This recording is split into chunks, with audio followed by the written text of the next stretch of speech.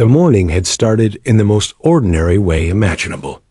The terminal bustled with travelers dragging roller bags, parents herding excited children, and business professionals clutching laptops and phones as if their lives depended on them. Flight 237, a mid-sized passenger jet bound from Boston to Denver, was announced on the loudspeakers, and boarding began with the usual mixture of sighs and shuffling lines. For most passengers, this was just another flight, a bridge between the familiar and the destination. A young couple whispered about the wedding they were flying to attend in Colorado. A tired mother tried to keep her twin boys seated while handing them packs of crackers. Near the back, an elderly veteran with a cane adjusted his cap, decorated with pins that spoke silently of battles long past. Nobody knew their names would soon be linked by something far greater than coincidence. The crew moved with practiced efficiency. Captain Andrew Keller, a man with 2 decades of flying under his belt, wore the steady calm of someone who had guided thousands through the skies.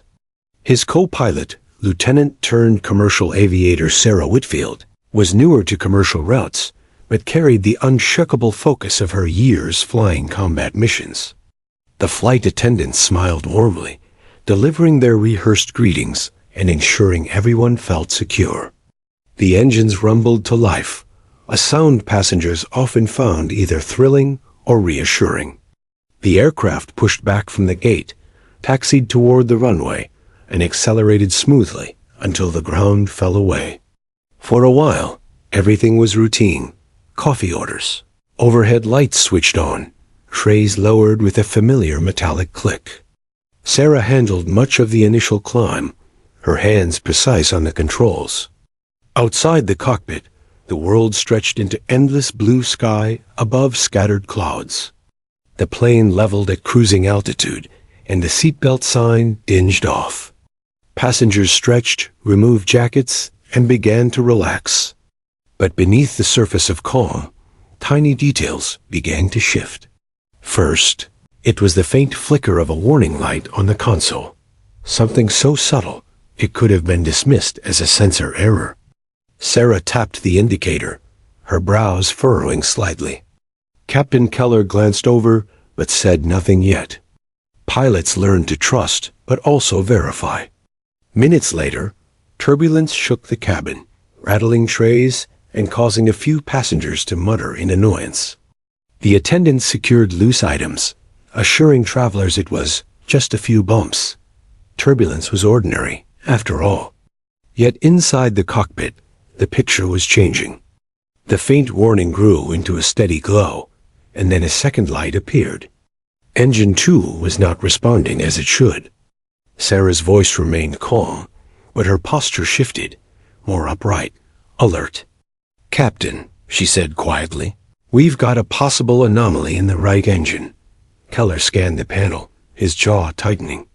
"Let's run diagnostics." "Keep her steady."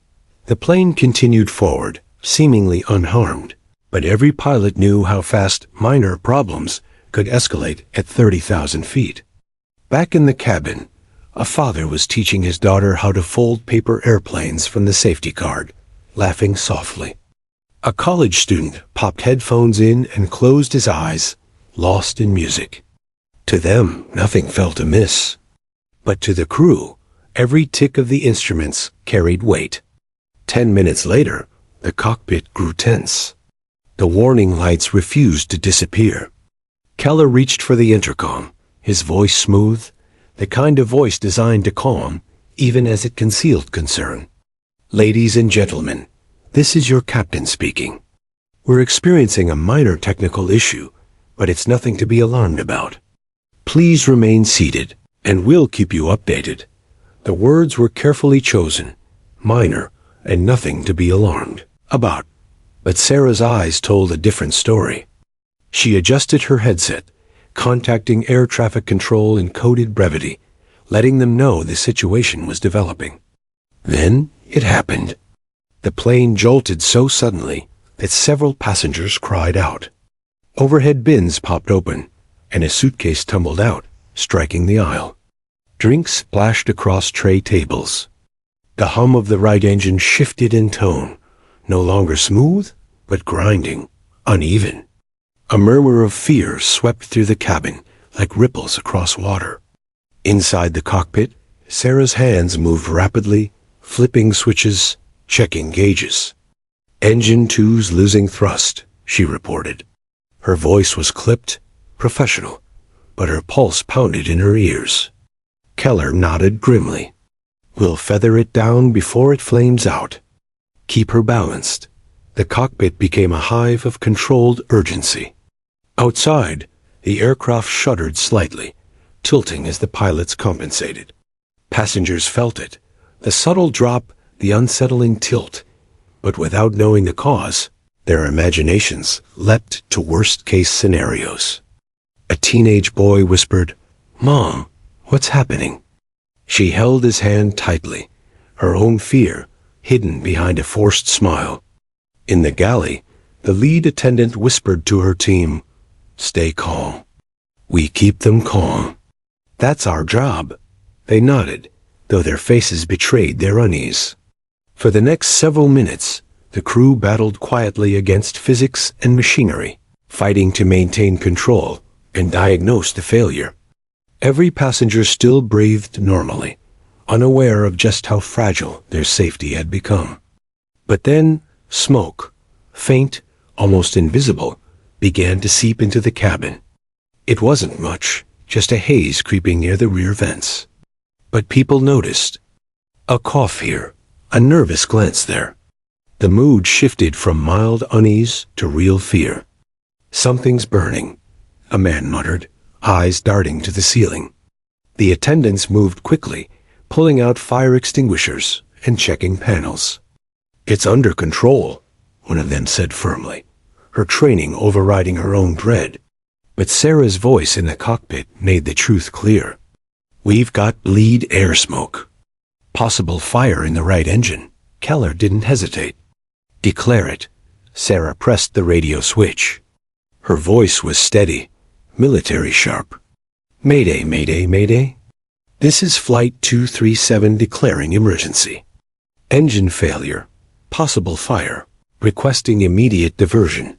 The words carried across the airwaves, cutting through ordinary chatter in control towers.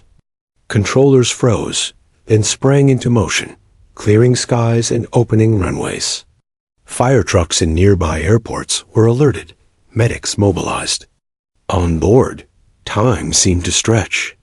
The plane still held altitude, still moved forward, but passengers felt the weight of silence, the heavy pause after an announcement no one wanted to hear. Though the captain hadn't yet spoken again, everyone knew something was terribly wrong. The hum of conversation gave way to whispers, then prayers. A businessman gripped his armrest, knuckles white. A little girl cried softly, her mother rocking her gently. And through it all, Sarah's eyes flicked between the gauges and the sky, her hands steady on the controls. She had faced combat zones. She had flown through fire, but this was different. These weren't soldiers aboard. These were families, children, strangers, who had trusted them to bring them safely home. The tension thickened as the crew prepared for the next phase, descent. What had begun as a routine morning flight was now teetering on the edge of catastrophe. Yet in that fragile balance of fear and control, something else filled the air, resolve. The passengers did not yet know it, but every soul aboard was about to be carried into a story that would test the limits of skill, courage, and fate itself. The cockpit was no longer a calm space of blinking lights and soft radio chatter. It had transformed into a battlefield of alarms, flashing warnings, and decisive movements. Red and amber indicators glowed across the panels. Engine 2's readings dropped steadily, its thrust oscillating between unstable and useless. "Engine's gone," Sarah said flatly. Her voice carried no panic, only the certainty of a trained aviator. "We're running on one." Captain Keller nodded, his hands tight on the yoke. "Feather it. Don't let it drag us down." Sarah's fingers moved quickly, flipping switches, cutting fuel supply and shutting down the failing engine to prevent fire. But the smoke trailing faintly from the right wing said the danger wasn't over. Inside the cabin, passengers felt the shift. A deep, guttural silence replaced the once comforting twin-engine hum. The plane still flew, but not with the same confidence. To the untrained ear, it sounded wrong, incomplete. Conversations faltered. The unease grew heavier. At row 16, a woman clutched her husband's arm. "Why is it so quiet on that side?" she whispered. He shook his head, eyes fixed on the window where a faint haze curled into the air. "I think they shut something off, near the back." A flight attendant noticed the thin gray smoke drifting out of the rear vent. She pressed her intercom button urgently. "Cabin to cockpit, we've got visible smoke in the aft section. Passengers are noticing." Keller responded quickly, his voice clipped. "Copy that. We're dealing with it. Keep them calm." The attendants moved fast. They pulled open compartments, checking extinguishers, whispering reassurances. "It's just condensation, nothing unusual," one told a frightened mother. But her own voice trembled slightly, betraying the truth. Meanwhile, air traffic control responded to the mayday. "Flight 237, this is Boston Center. State your intentions." Keller spoke with calm authority, though his heart hammered. "Boston Center, Flight 237. We've lost Engine 2, possible fire. Request immediate diversion. Nearest suitable runway." There was a pause, then urgency returned from the ground. "Copy. Flight 237. Diverting you to Albany International. Emergency crews are standing by. Turn heading 220 and descend to flight level 200.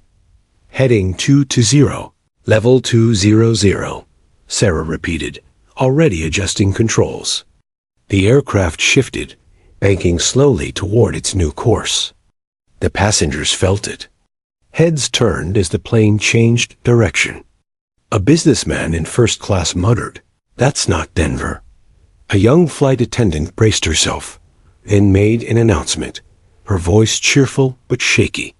"Ladies and gentlemen, due to some technical issues, we'll be diverting to another airport as a precaution.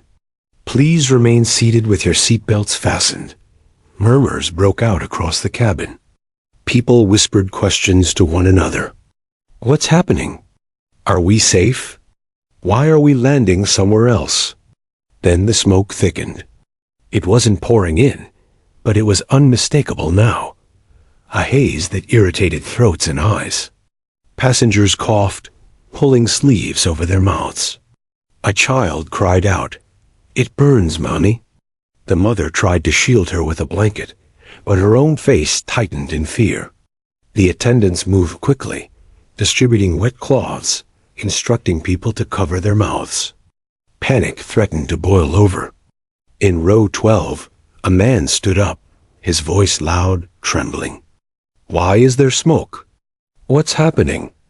Are we going down?" The lead attendant, Maria, rushed to him. She placed a firm hand on his shoulder, her eyes steady. "Sir, please sit down. The crew has everything under control. We need you calm." He hesitated, then slowly sat, though his breathing was ragged. The rest of the cabin watched, their nerves stretched to breaking. In the cockpit, the situation was deteriorating. The engine was off, but fire warnings still blinked. Sarah monitored the gauges, her mind calculating contingencies. She had trained for this, but the stakes felt heavier than any simulator. "Temps climbing," she muttered. Keller glanced at her. "We might have a fire in the nacelle." He picked up the mic. "Tower, Flight 237. We may need full emergency protocol. Request fire crews at standby upon landing." "Roger that, Flight 237. Albany is ready." "You are priority one." The weight of the words was not lost on the pilots. Priority one meant everything else in the sky moved aside. Back in the cabin, Maria and her crew faced the growing tide of panic. Some passengers prayed aloud, clutching rosaries or crossing themselves. Others whispered frantically into their phones, trying to text loved ones before the Wi-Fi cut out. The sound of sobs mixed with the smell of smoke, a chilling reminder that this was no drill. At the window, the elderly veteran with the cane sat straight-backed, his cap pulled low. He muttered under his breath, "Come on, fly her home. You can do it." His calm presence steadied the younger passengers around him, even if he was just as afraid inside. Suddenly, the aircraft jolted again, a sharp shudder that sent gasps through the cabin. Drinks spilled, bags slid from under seats. The smoke detectors chirped faintly overhead. "Captain," Sarah said quickly, "we've got vibrations." "Might be uncontained damage." Culler's jaw tightened. "If that engine goes completely, we'll have debris. Keep her steady. We'll be on the ground soon." The minutes dragged like hours. Every second, the smell of burning intensified. The passengers' eyes watered, coughing spreading through the rows. The attendants worked tirelessly, moving up and down the aisles, keeping panic from consuming the cabin. In the cockpit, sweat dripped from Keller's forehead. He forced his breathing steady. Sarah's hands were quick, precise, her mind laser-focused. She had been under fire before. Missiles, tracer rounds, chaos. But somehow this felt heavier. These weren't soldiers. They were children, families, ordinary lives. Their survival depended on her hands. Air traffic control's voice cut through the tension. "Flight 237. You are 10 minutes from Albany. Emergency crews are in position. Do you require immediate descent?" Keller looked at Sarah. Her eyes were hard but determined. "We can hold her for 10 more. Let's get them there." "Negative immediate descent," Keller replied. "We'll proceed as cleared." Sarah nodded, her jaw set. "Let's bring them home." In the cabin, the announcement came again. Maria's voice was soft, almost maternal, over the intercom. "Ladies and gentlemen, we are beginning our descent. Please stay seated, remain calm, and follow instructions when we land." Her words didn't erase the fear, but they gave the passengers something to cling to. As the plane angled downward, the tension grew thicker. The sound of the single engine working overtime filled the air, loud, strained, and ominous. Every bump of turbulence sent fresh waves of gasps through the passengers. Every cough was another reminder of the smoke still creeping in. And yet, through the fear, a strange unity began to form. Strangers held hands. Parents comforted children who weren't their own. The businessman who had been grumbling earlier now quietly reassured the nervous woman beside him. Everyone waited, breathless, for what came next. The crisis was no longer hidden. Everyone knew it now. This flight was in trouble. But even as fear grew, there was something else. An unspoken trust that the crew, fighting desperately in the cockpit, would not let them fall. The line between hope and despair grew thinner with every mile toward Albany. The air inside the cabin was heavy, not only with faint smoke, but with dread so thick it could almost be touched. The murmurs of fear had grown louder, punctuated by coughing, prayers, and the occasional sob. Flight 237 was still aloft, but every bump, every rattle of the fuselage felt like a warning. In the cockpit, Captain Keller and Sarah worked in near silence, their words short and sharp. Their world was narrowed to glowing instruments, vibrating controls, and the steady but strained sound of a single engine carrying far too much burden.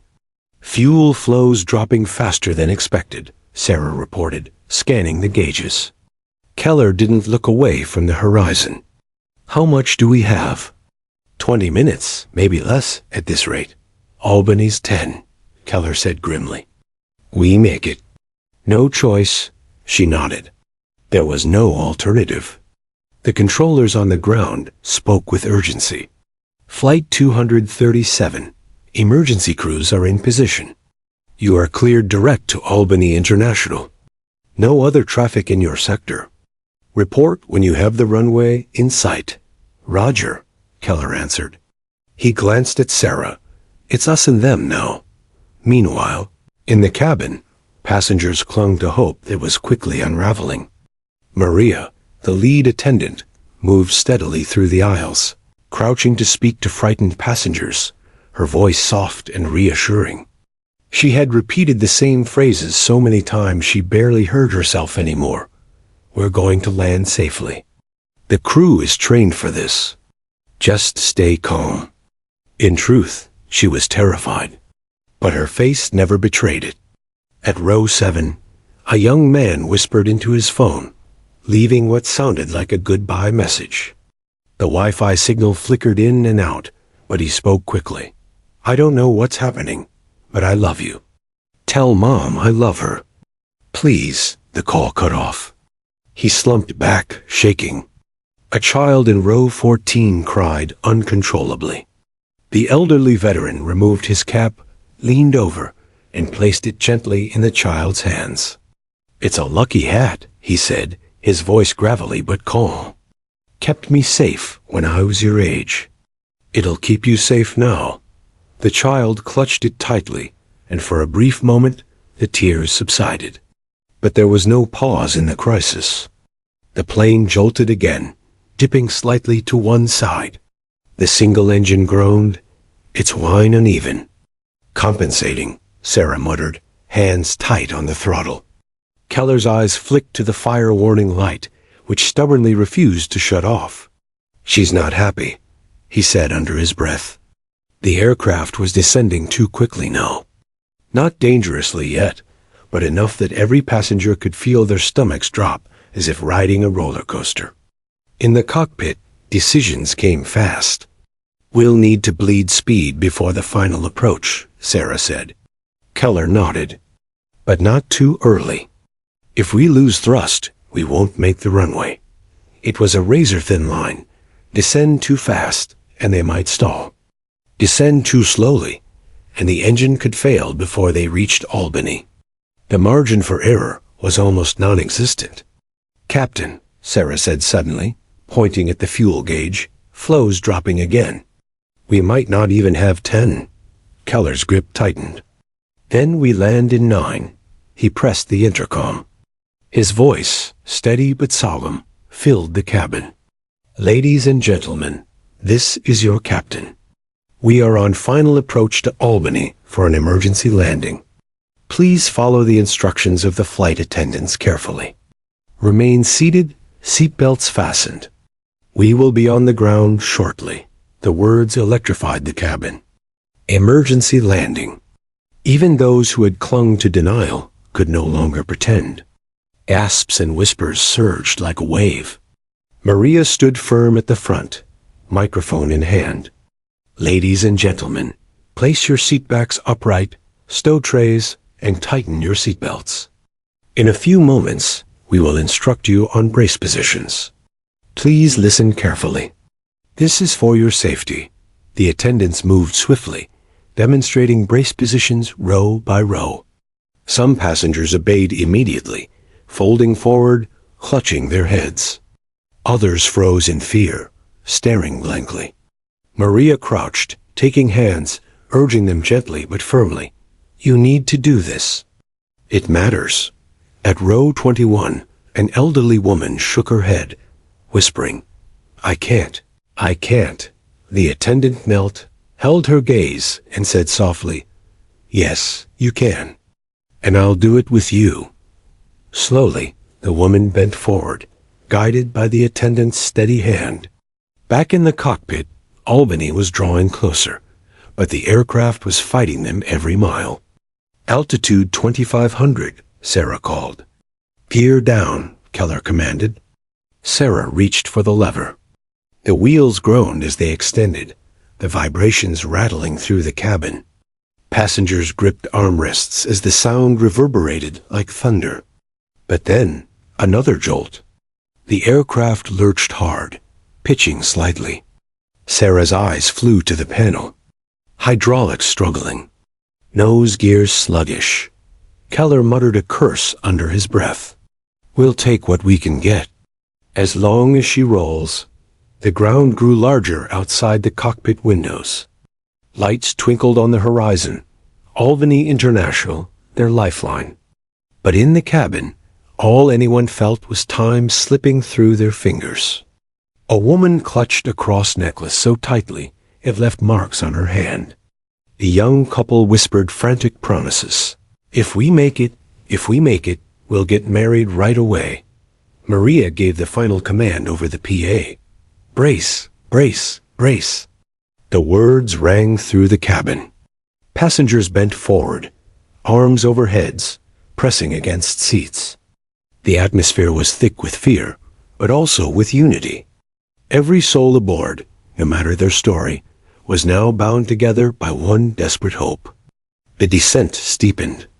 The runway lights came into view, a strip of salvation in the darkness. Keller's knuckles whitened on the controls. Sarah's voice was steady, reading out airspeed, altitude, alignment. But the engine coughed. The noise tore through the cockpit like a death knell. The gauges spiked erratically. The last functioning engine sputtered, threatening to fail. Sarah's heart leapt into her throat. Captain, Engine 1's unstable. Keller growled, forcing the yoke forward. Hold her. Just a little more. The runway was right there, but still too far if the engine quit completely. The aircraft shuddered, groaned, fighting gravity with everything it had left. Altitude 1,000, Sarah said, her voice calm only by force of will. The cabin shook violently. Passengers screamed. Some prayed aloud, their voices desperate, raw. Others pressed their heads against the seats, eyes shut tight, waiting for whatever came next. The smell of smoke grew sharper. The lights in the cabin flickered once, twice. The elderly veteran muttered under his breath, not a prayer, but a soldier's steady mantra. Steady, steady. At 500 feet, the aircraft bucked again, nearly dropping its nose. Keller yanked the controls, fighting the beast with all his strength. Sweat stung his eyes, but he didn't blink. Sarah's voice was a lifeline. 200 feet. 150. 100. The runway filled the windshield. Come on, Keller whispered, his voice almost breaking. And then, a heavy thud shook the plane as wheels slammed onto the asphalt. Tires screamed, smoke billowed, and the fuselage rattled violently as Keller fought to keep it centered. The brakes groaned, the metal howled, but the plane held. Inside, passengers screamed, cried, prayed louder than ever, and then fell into stunned silence as the aircraft finally began to slow. The race against time had not ended in the sky. It had ended here, on the hard surface of Albany's runway, where fate had given them one final chance. But though they were down, the danger was not yet over.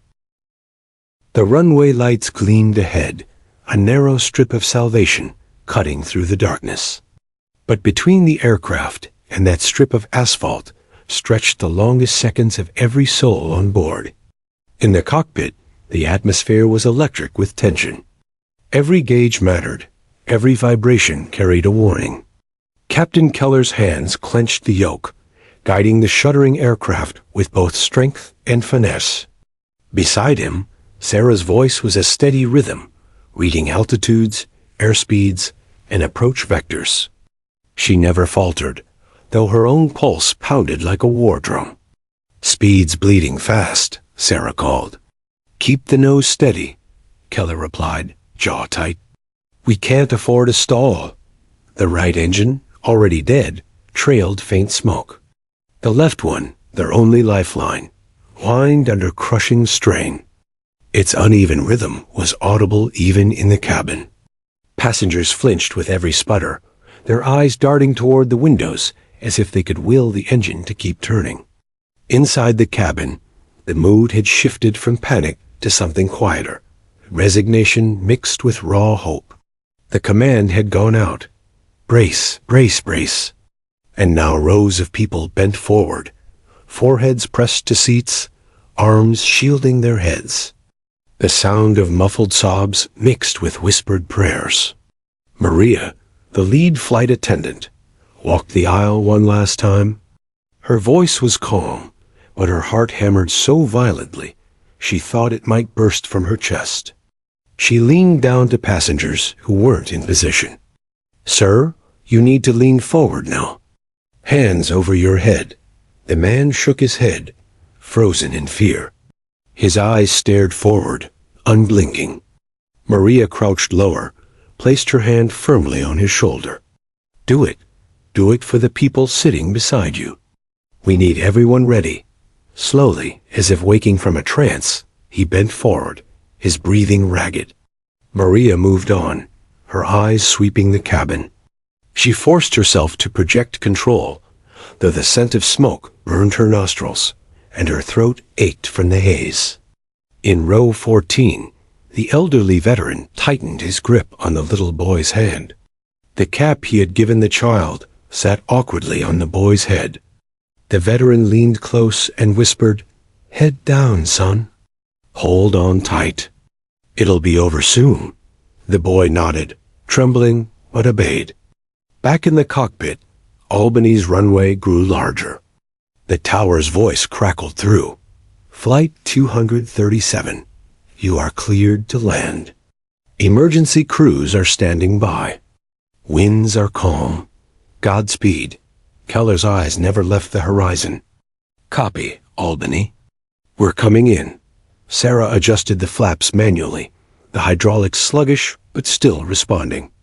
The plane bucked, the nose dipping slightly. "Careful," she said quickly. "I've got her," Keller gritted. He corrected, forcing the nose back to level. The cockpit was sweltering now, sweat dripping down their faces. Yet their hands were steady, their voices calm.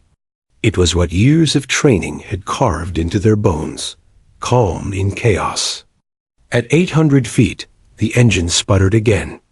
Sarah's stomach flipped, but her voice remained clinical. "Engine fluctuating. Hold it together," Keller muttered, as if speaking directly to the aircraft. "Come on, just a little more." Passengers felt the lurch. Gasps and screams erupted. Some clutched at armrests, others at each other. One woman sobbed into her husband's chest, whispering, "I don't want to die." The attendants shouted over the noise. "Brace! Stay down! Stay down!" The ground rose fast now. The runway lights no longer seemed distant. They loomed, rushing toward them. Sarah called out the numbers. 500, 400, 350. The plane jolted hard, turbulence from low-altitude crosswinds. The fuselage rattled like it might tear itself apart. Keller's arms strained as he corrected, his voice sharp. "Stay with me, girl. Stay with me. 200. 150. 100. The runway filled the cockpit windows. Keller flared the nose slightly, praying the gear would hold. 50. 40. 30. "Hold her steady," Sarah whispered, almost to herself. Then impact. The tires slammed onto asphalt, screaming in protest. The entire fuselage shook violently as smoke billowed from the wheels. The nose pitched down, and Keller fought the yoke to keep the aircraft aligned with the runway. In the cabin, passengers screamed. Some were thrown forward against their belts. Others cried out as bags crashed from overhead bins. The sound was deafening, screeching tires, rattling metal, the roar of the straining brakes. Sarah slammed the spoilers into position. The plane jolted again, slowing, but not fast enough. Reverse thrust. Keller barked. Sarah engaged it, the single working engine howling as it forced the plane to decelerate. The aircraft skidded, wobbling dangerously to the right. Keller yanked the controls, fighting to keep it centered. Outside, Fire trucks chased the plane along the runway, lights flashing, sirens wailing. Inside, time warped. Seconds stretched into eternities. Every screech of the brakes sounded like a last chance. The veteran clenched the boy's hand, whispering fiercely, "Don't let go. Don't let go." Maria, crouched in her brace position near the front galley, whispered silently to herself, "Please, God, please." Then, slowly, painfully, agonizingly slowly, the speed bled away. The screeches softened. The rattling lessened. The plane, though battered and smoking, was still on its wheels. Finally, after what felt like a lifetime, the aircraft rolled to a grinding halt. Silence filled the cabin for a heartbeat, silence broken only by the sound of labored breathing and muffled sobs. They were on the ground, but it wasn't over. "Evacuate," Keller ordered, his voice harsh, exhausted. "Get them out," Sarah nodded, already flipping the switches. Maria's voice rang out over the intercom. "Release your seatbelts. Leave all belongings. Use the nearest exit and move quickly."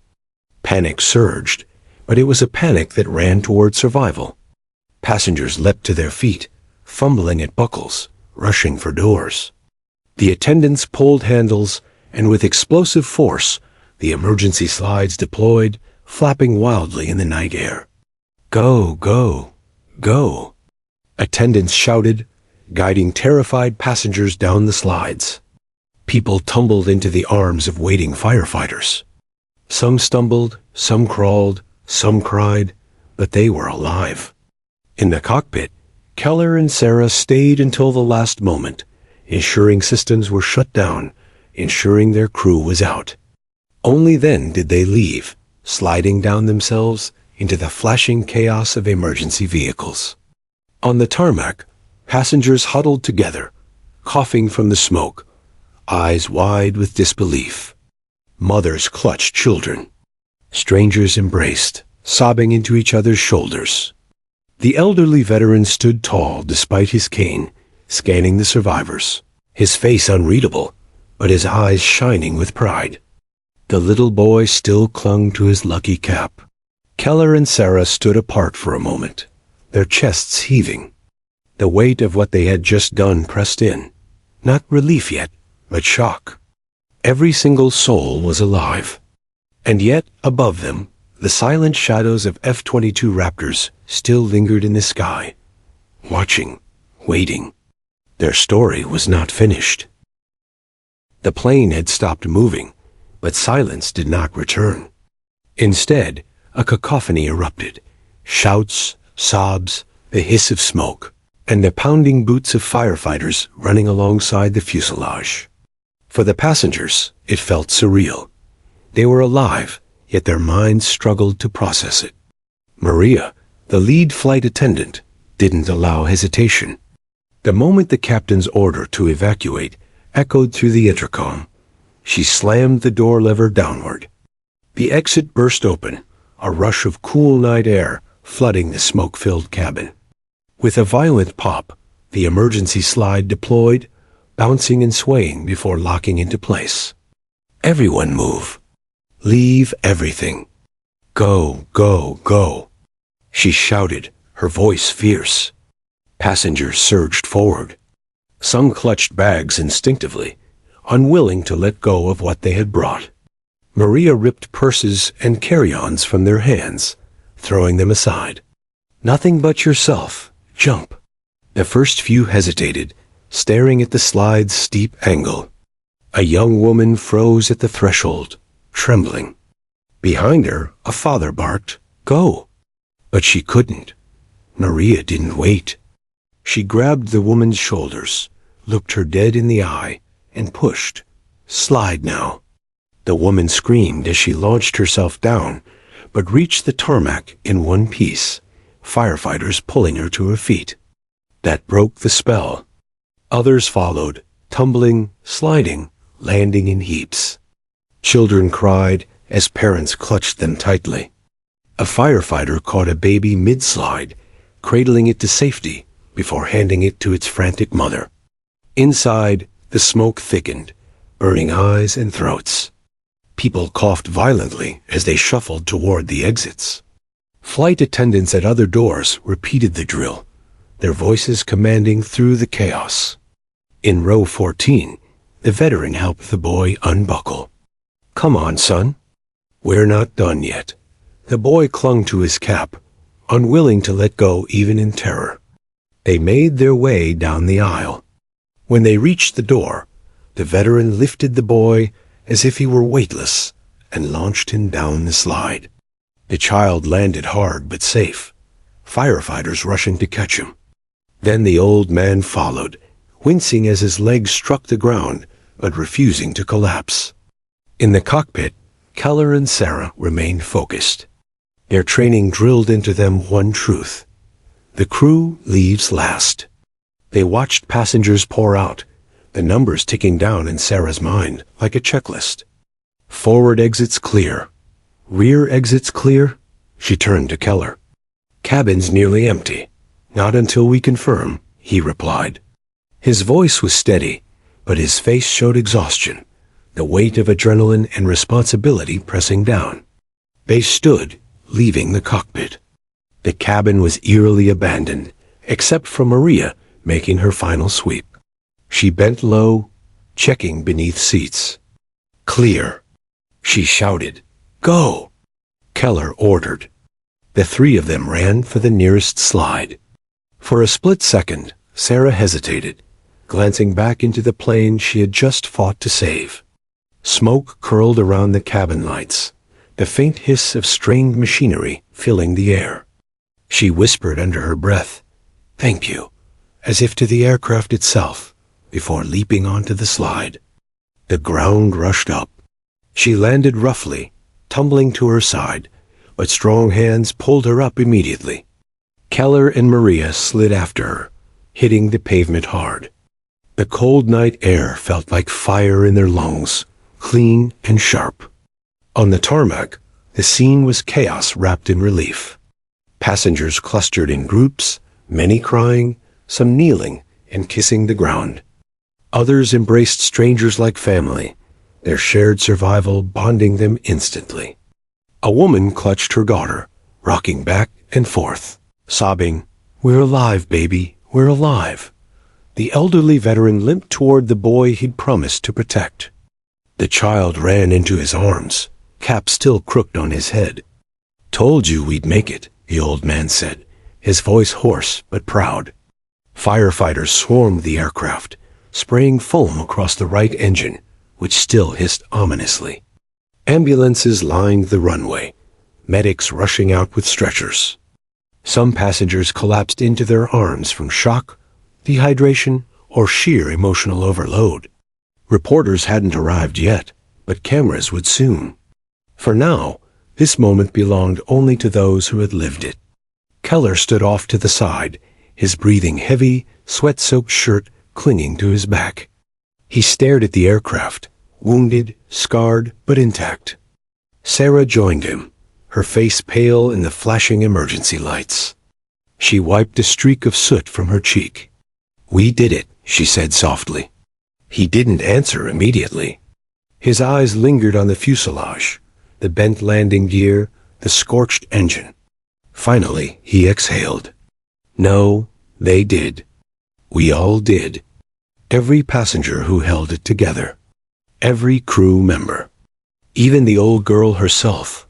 Sarah's lips trembled in a half-smile. "Still, not every day you get to walk away from something like that. Not every day at all." Nearby, Maria was already helping medics organize passengers, her exhaustion hidden beneath sheer determination.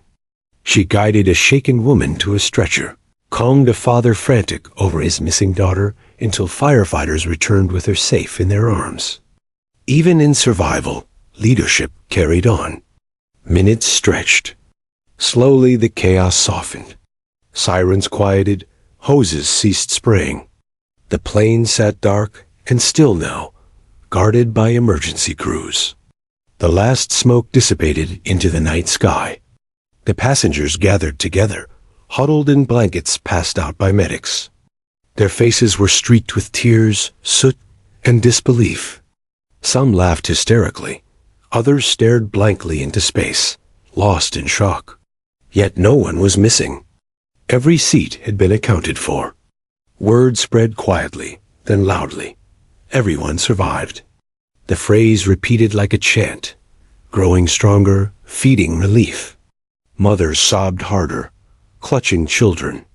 Men who'd spent the flight silently bracing now wept openly. Strangers embraced again, crying into each other's shoulders.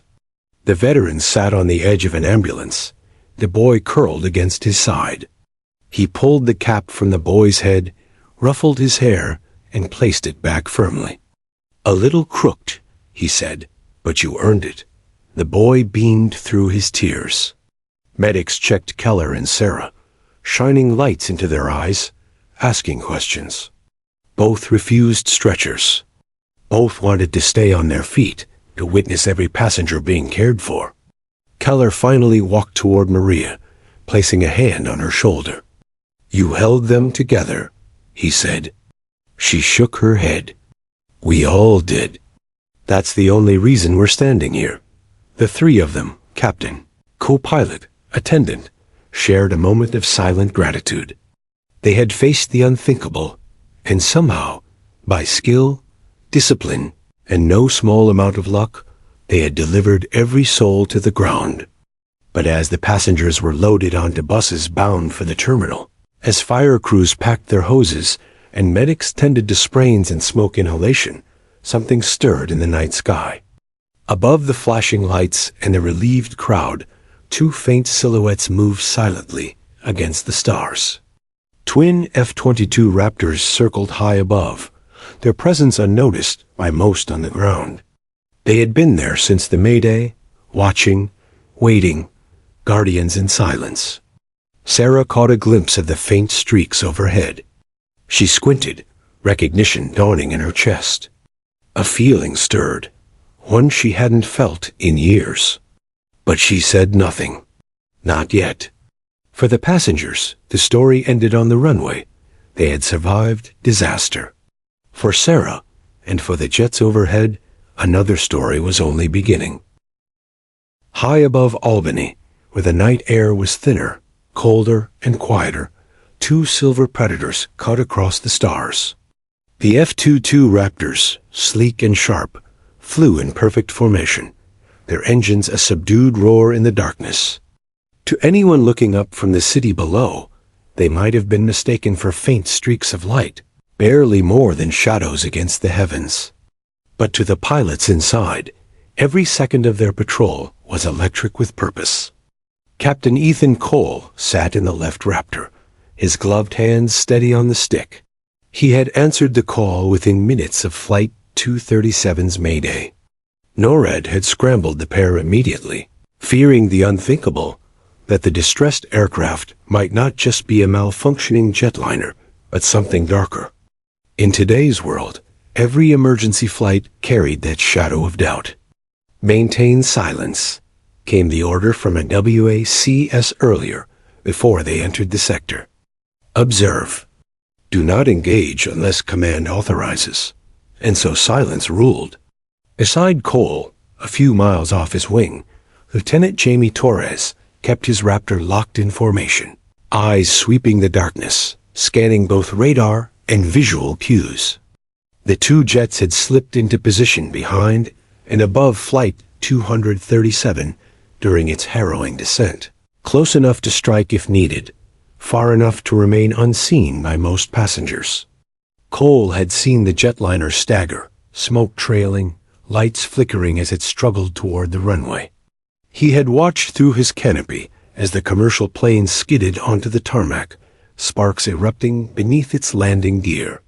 In his headset, the AWACS voice remained calm, clinical. "Flight 237 has landed. Hold position until further orders." Inside the cockpit, Cole's breathing was the only sound he heard. His mind raced, but his training anchored him. He remembered his first days in flight school, the words of an instructor that never left him. A fighter pilot's greatest weapon is discipline. Tonight, discipline meant silence. Down below, chaos unfolded. Fire trucks swarming, passengers fleeing across the tarmac, medics rushing in. From the Raptor's vantage point, the airliner was just a wounded bird surrounded by ants, every tiny movement visible but distant. Cole knew the people inside had lived through hell. Yet his task was not to share in their relief, but to guard against the slim chance that disaster might transform into catastrophe. Torres's voice, though technically forbidden, crackled softly in the private channel. "You see that?" She made it. Cole's eyes narrowed. They weren't supposed to talk, but his younger wingman was still fresh, still carrying more emotion than regulation allowed. Cole didn't reprimand him. He only replied with silence, knowing that discipline sometimes meant restraint, even with your own partner. The minutes dragged. The Raptors circled at high altitude, banking slowly, engines humming like restrained thunder. Below, airport lights glimmered, a fragile oasis against the sprawling darkness of upstate New York. For Cole, the silence wasn't empty. It was filled with memory. He thought of other missions, of tense intercepts, of moments when seconds decided whether lives were saved or lost. He thought of the times he had been ordered to keep radio silence before, sometimes during combat zones overseas, sometimes during tense patrols when unidentified aircraft skirted U.S. airspace. Silence was part of the job. But tonight, something gnawed at him. Watching Flight 237 crawl to a halt, seeing every soul pour out alive, he felt a tug in his chest. Relief, yes, but also something harder to name. Connection. Those people would never know the Raptors had flown above them like guardian angels. They would tell stories of brave pilots in cockpits and attendants calming chaos. They would never know of the silent warriors in the sky who had kept watch, prepared to make the hardest calls if duty required. He accepted that. Invisible guardianship was part of the calling. Torres shifted formation slightly, his jet slicing through a cloud's edge before settling back into place. Cole's HUD flickered, marking the airliner now stationary on the runway. Emergency vehicles swarmed it, like fireflies. Cole adjusted his throttle slightly, maintaining altitude. The silence pressed heavier as the radio stayed clear.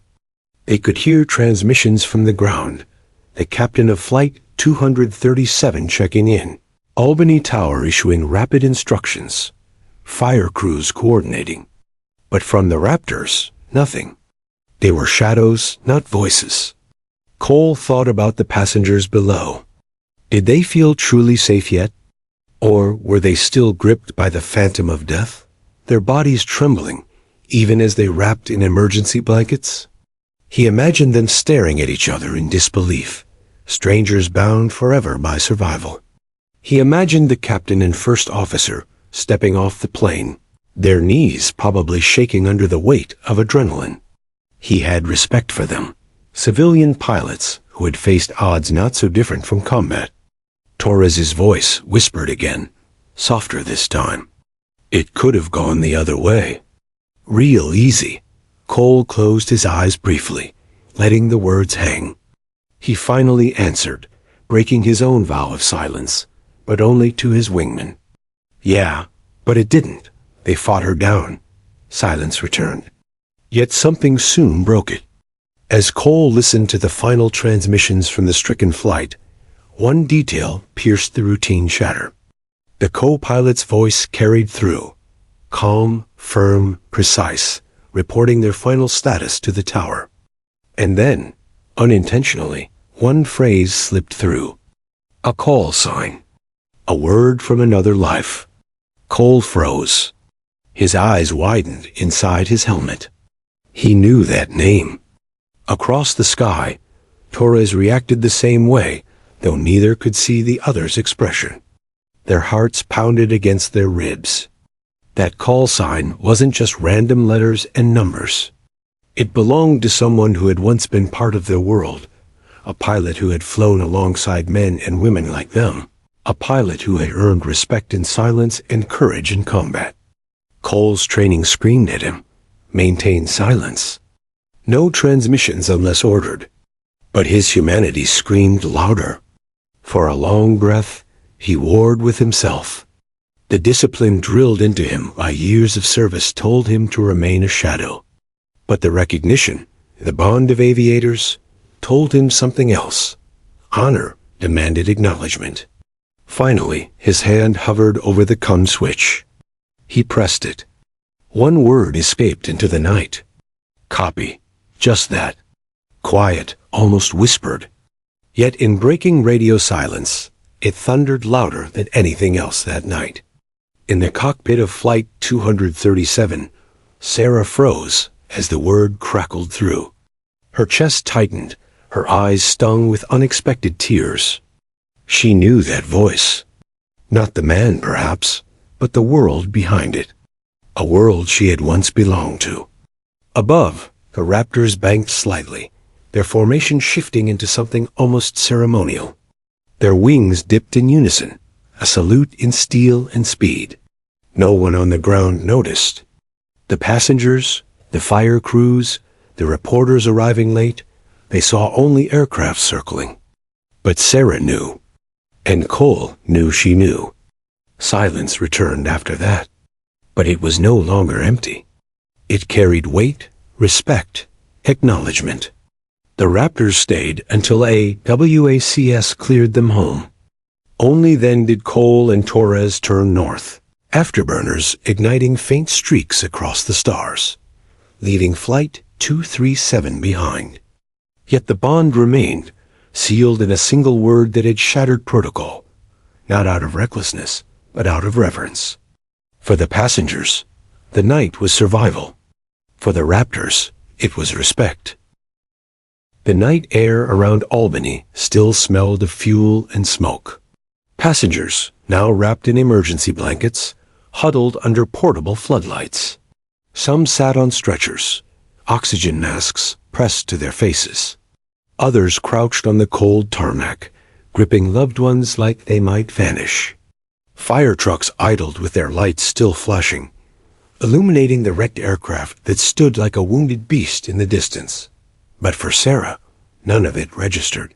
She sat near the nose wheel of an ambulance. Soot streaked across her cheeks, her flight uniform wrinkled, damp with sweat. Her hands still trembled faintly from adrenaline, though she tried to hide it. She had survived. She had helped bring them all home. That alone should have been enough. Then came the word. One quiet syllable over the headset, carried through static, delivered like a ghost from the sky. Copy. Her spine went rigid. She froze mid-breath. The voice was calm, clipped, unmistakably military. It wasn't the content of the word. It was the context. Radio silence should have been absolute. The Raptors above weren't supposed to speak, not unless cleared. Yet someone had chosen to break the silence, and they had chosen to break it for her. And worse, or perhaps better, they had spoken to her old call sign. Valkyrie. It wasn't a name she'd heard in years. Not Sarah McConnell, the civilian first officer of a stricken passenger flight. No, they had spoken to Valkyrie, the woman who once soared in F-15s, who once banked over deserts and oceans, who once carried lives on her wings in a very different way. She closed her eyes, and the flood of memory came. Years ago, she had worn a different uniform. The cockpit had been smaller, tighter, filled with the scent of hydraulics and the hum of weapon systems.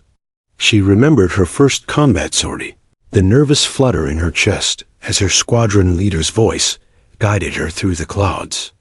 She remembered the first time she felt the Raptor's raw power beneath her fingertips, the way it responded like an extension of her body, not a machine.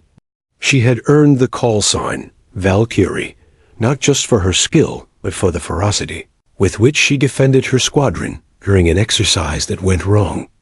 Her quick decisions had saved 2 fellow pilots from a simulated crash in a canyon run. From that day forward, the name stuck. Valkyrie, the warrior woman who chose who lived and who died. But Sarah hadn't stayed. Life had pulled her down different runways. A family crisis, a career shift, and eventually the steady skies of commercial aviation. She never regretted the choice, but sometimes, late at night, she wondered if the sky had regretted losing her. And now, here, in the most chaotic night of her civilian career, the sky had spoken back. Her headset still hung around her neck, the faint static buzzing like a heartbeat. She swallowed hard, her chest tightening. She knew exactly what had happened. The Raptor pilots above, silent guardians, had recognized her. Her call sign wasn't just an identifier. It was a story passed through squadrons, a legacy that still echoed in ready rooms. Somehow, her voice over the comms, maybe a slip into old jargon, had given her away. And when it did, someone up there couldn't resist. They had answered her. Copy. Not a word of instruction, not a breach of discipline. Just acknowledgement. Respect. Her throat burned with emotion she hadn't felt in years. Not fear, not relief, but belonging. She tilted her head back, searching the sky. Far above, faint and nearly invisible, two shadows moved across the stars, banking slowly. She knew they were Raptors. She knew those were her people, even if she didn't know their names. Keller approached quietly, his expression drawn with exhaustion, but softened with relief. He crouched beside her. You okay? Sarah blinked rapidly, pulling herself back to the present. She nodded quickly. Yeah, just taking it in. He studied her face, clearly unconvinced, but didn't press. Keller had flown with her long enough to know she kept her battles close. Tonight, she had carried more than anyone suspected. The radio in her hand crackled again. Routine now. Albany Tower coordinating fire crews. A WACS giving clearance for Raptors to return to base. But Sarah listened closely, straining for any hint of another break in silence. There was none. Only that single word, gifted and gone. Yet its echo lingered in her heart like a thunderclap.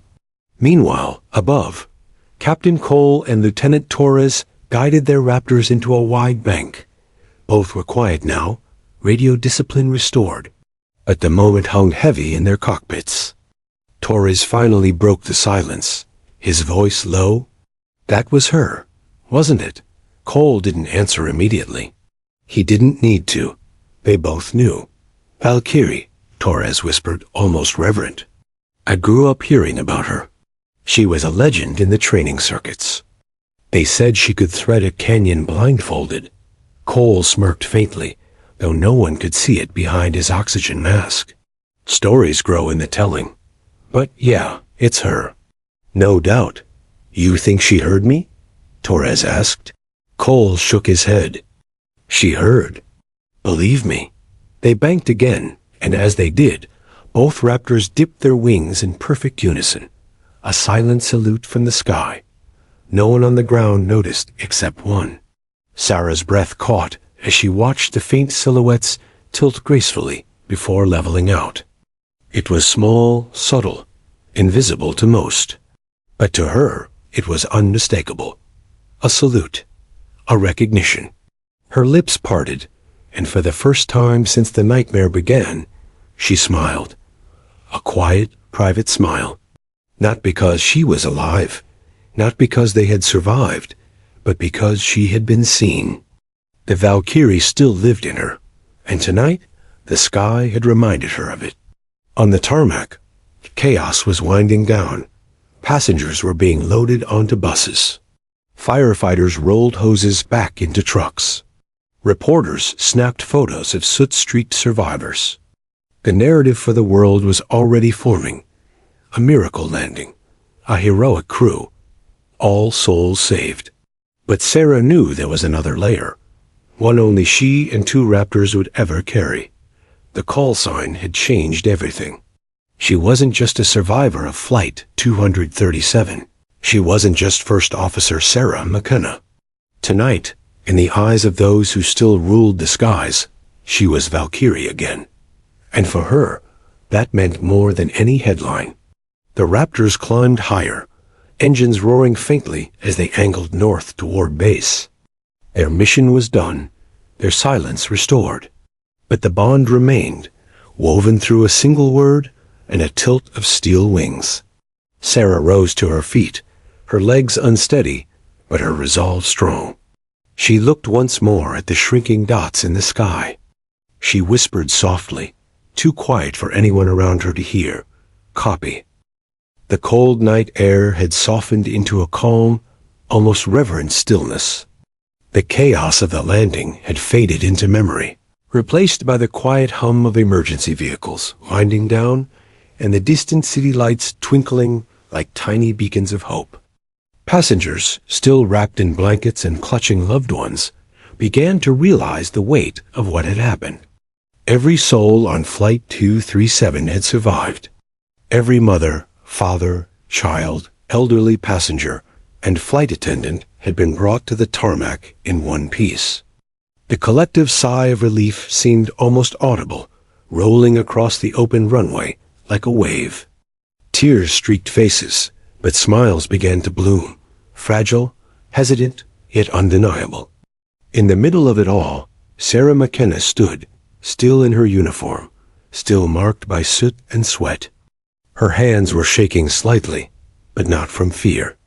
She had always known the flight could go wrong, had trained her entire life for emergencies, yet nothing had truly prepared her for the raw human intensity of survival. She had watched children cry, parents plead silently with fate, and strangers comfort one another as if they had known each other for years.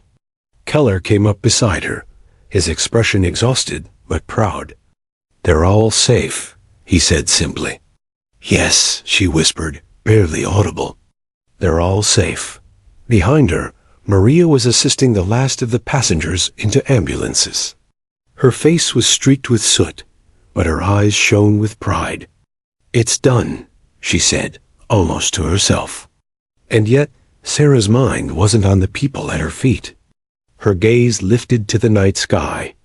Two faint silhouettes traced arcs across the stars. The F-22 Raptors they had been, dispatched at the first sign of trouble. The fighters were still circling, their engines whispering through the dark. And then, a single moment of recognition, the tilt of wings, subtle but unmistakable, a salute from the sky. Sarah's breath caught. Her chest tightened, her eyes stung. That simple gesture spoke louder than words could. Valkyrie, her past and present collided in that instant. She had been a military pilot once, daring, disciplined, precise. She had flown in formations that demanded perfection, missions where a single error could cost lives. She had earned that call sign for courage, for skill, for leadership. And now, in this most unexpected of emergencies, that world had recognized her again. She whispered into the night, soft and reverent, "Copy." Meanwhile, on the tarmac, passengers were beginning to process their near-death experience. Children clutched toys they hadn't wanted to let go of during the chaos. Parents hugged them, trembling, whispering promises to never take a single day for granted. Strangers exchanged embraces, their faces wet with tears, hearts still hammering. One young man collapsed to his knees, overcome with disbelief and gratitude, as a firefighter draped a blanket over him. The elderly veteran who had guided the little boy through the landing now sat on the edge of the runway, cane resting beside him, gazing up at the stars. The boy still clutched his lucky cap, now slightly smudged but intact. The veteran's lips curved into a faint smile. "We made it," he murmured. At the center of it all, Sarah moved among the passengers, offering a quiet presence. She knelt to help a woman straighten her blanket, reassured a shaking child, and checked that each person had been accounted for. Her hands were steady, her voice calm. For the first time that night, she felt the profound weight of what they had just endured and survived. She caught Keller's eye, and they shared a small nod. No words were necessary. They had faced death together in the sky, and together they had guided every life safely to the ground. High above, the Raptors began their climb. The two jets banked slightly, engines humming a faint, restrained roar. In their cockpits, Captain Cole and Lieutenant Torres felt a quiet pride. They had obeyed their orders, maintained discipline, and yet had found a way to honor a colleague who had once shared their sky. "She's alive," Torres murmured.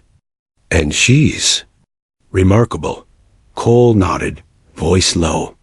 "We saw it. All of it. She didn't just survive. She led. She kept them calm, kept them safe. Valkyrie is still Valkyrie." They banked again, disappearing into the darkness, leaving Flight 237 and its passengers behind. But their presence lingered, a silent guardian, witnessed only by the one who mattered most. On the ground, reporters had begun to arrive, cameras flashing, microphones thrust forward. The narrative was forming. Heroic landing saves all passengers. Flight 237 avoids disaster. Pilots and crew praised for bravery. But Sarah didn't respond to questions immediately. She knelt beside the little boy and his grandfather, smiling softly. The veteran patted her shoulder lightly. "You did good," he said simply. She swallowed, emotion choking her words. "No, we did good. We all did." Passengers trickled toward the buses that would take them to safety and hospital care. Families embraced one last time on the tarmac, grateful for survival, yet unable to fully articulate the terror they had felt minutes before. Sarah stepped aside, letting the scene unfold before her. She watched the fire trucks retract their hoses, the paramedics guide survivors toward ambulances, and the city's lights reflecting in puddles on the runway. She closed her eyes and exhaled slowly, letting the adrenaline drain. And then she felt it, a quiet calm, an unspoken bond with the night sky, with those who had watched over her, with Valkyrie herself, the part of her that had always flown higher, faster, and braver. She raised her gaze once more. Stars stretched endlessly above, and for a brief moment, she imagined the Raptors still circling somewhere beyond the clouds. Silent, patient, proud. Guardians of the air, and tonight, silent witnesses to the courage she had rediscovered within herself. In the days that followed, news outlets hailed the landing as a miracle. Passengers shared their stories, tales of fear, of courage, of flight attendants guiding terrified souls down slides into the night. But Sarah kept one secret. She had known the full story before anyone else. She had felt the acknowledgement, the silent recognition of Valkyrie from above, and it had reminded her of the life she had once led, the discipline she had once embodied, and the courage that had never truly left her. Keller and Maria would be recognized publicly, celebrated as heroes, but Sarah understood the true measure of the night's events. The people who survived were heroes in their own right, for staying calm, for holding on to hope, for trusting the crew to guide them through the darkness. And for her, the sky had whispered one final truth. Courage, discipline, and humanity were timeless.